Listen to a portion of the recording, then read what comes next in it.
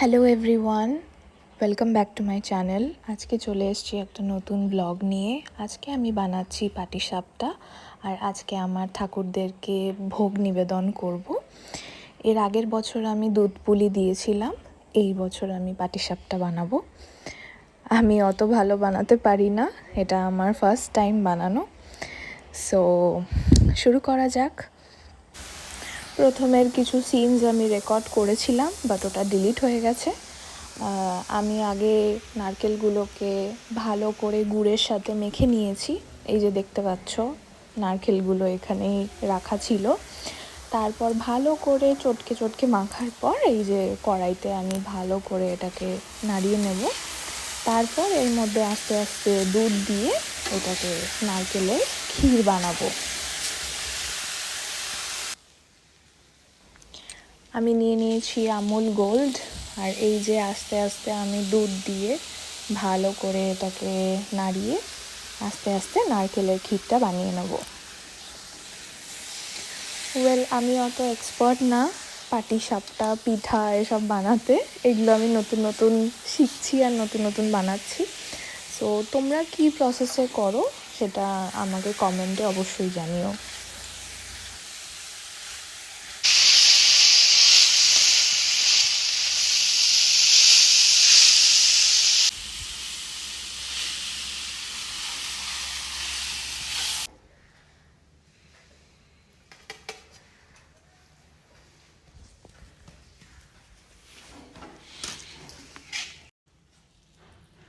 চালের গুঁড়ো না এটা,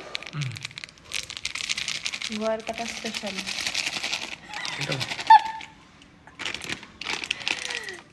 ময়দা,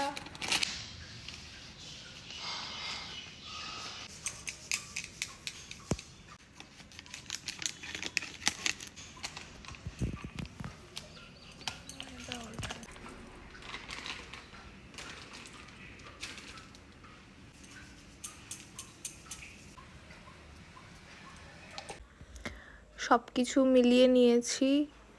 চালের গুঁড়ো, ময়দা, লবণ দেওয়ার পর সব কিছু হাতে মিক্স করে নিয়ে তারপরে দুধ আর জল দিয়ে ভালো করে ব্যাটারটা বানিয়ে নেব পাটিসাপটার। ঠিক আছে, পুরো হাত মাত।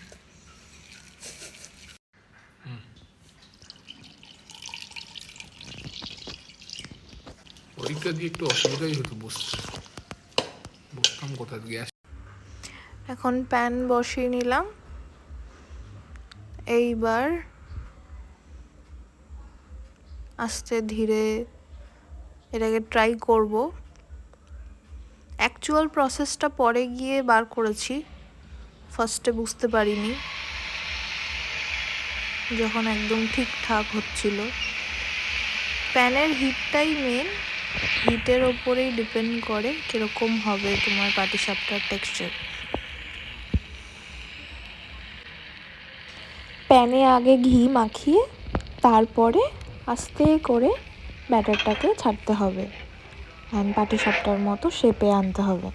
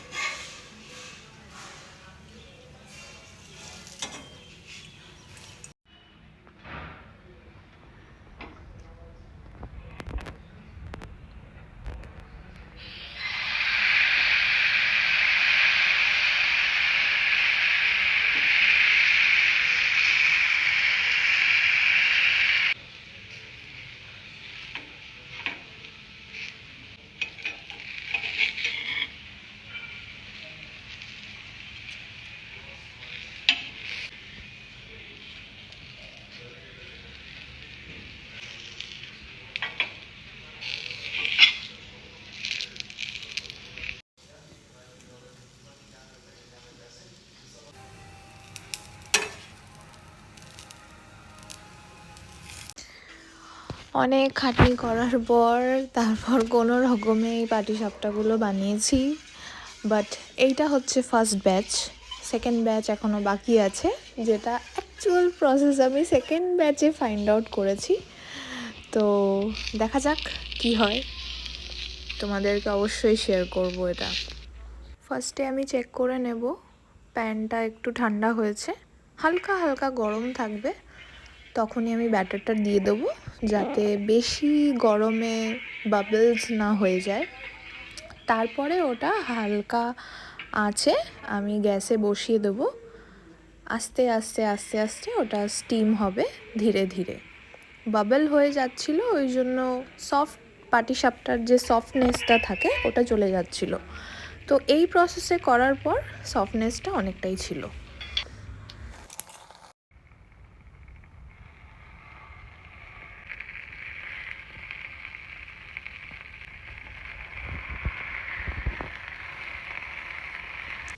তোমরা কিন্তু প্রথমে প্যানে অবশ্যই ঘি মাখিয়ে নেবে বা তেল মাখিয়ে নেবে অল্প একটু।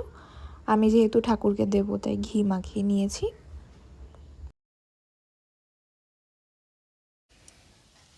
পাটিসাপটা বানাতে বানাতে ফাইনালি নিজেরাই ফাইন্ড আউট করলাম প্রসেসটা। এগুলো হচ্ছে ফার্স্ট হাফের যেগুলো হয়েছে ওইগুলো আমি বানিয়েছি সুন্দর, আর এটা হচ্ছে আমার বরের।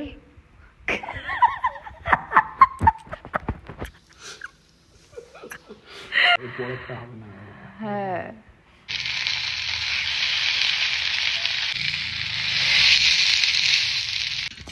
আমার এই প্রসেসটা তোমাদের সবার সাথে ম্যাচ নাও করতে পারে, মেবি তোমরা অন্য প্রসেসে রান্না করো। অবশ্যই কমেন্টে জানিও কিভাবে করো তোমরা। লাস্ট ব্যাচের পাটিসাপটাগুলো তো সেই স্পিডে রান্না করছিলাম, ফটাফট হয়ে যাচ্ছিল, আর খুব সুন্দর আর খুব সফট হয়েছিল পাটিসাপটাগুলো। তোমরা কিন্তু অবশ্যই জানাবে আমাকে, আর ভিডিওটা ভালো লেগে থাকলে লাইক, শেয়ার অ্যান্ড সাবস্ক্রাইব করে দিও। Thank you. সো ফাইনালি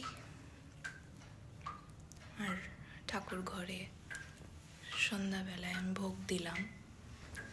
এতগুলো পাটিসাপটা বানানোর পর আমার আর গলা দিয়ে আওয়াজ বেরোচ্ছিল না, সো আমার ভলিউম অটোমেটিক ডাউন হয়ে গেছিলো। বাট আমি খুব সুন্দর করে আমার ঠাকুরদেরকে ভোগ দিয়েছি দ্বিতীয়বার। আশা করছি পরের বার আবার দিতে পারবো। এই যে মা লক্ষ্মী, গণেশ, মহাদেব, আমাদের বিপত্তারিণী ঠাকুর, ওদিকে হনুমানজি আছে, অনেক ঠাকুর আছে। এদিকে রামকৃষ্ণ দেব, জগন্নাথ দেব, রাধাকৃষ্ণ, সরস্বতী মাতা, সবাই আছে। শুধু একমাত্র আমাদের লাড্ডু গোপালজি মিসিং। উনি এখন শিলিগুড়িতে আছে আমার শাশুড়ি মার কাছে। উনি সবসময় ওখানেই থাকে বেশিরভাগ টাইম।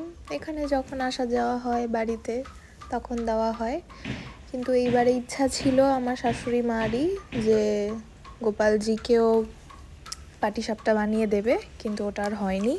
সো আমার ঠাকুরকে পিঠা দেওয়া কমপ্লিট। গোপাল থাকলে ভালো হতো। এইবারেও মা বিপত্তারিণীকেই দিলাম, আগের বছরও দিয়েছিলাম দুধ পুলি, এইবার পাটিসাপটা দিলাম।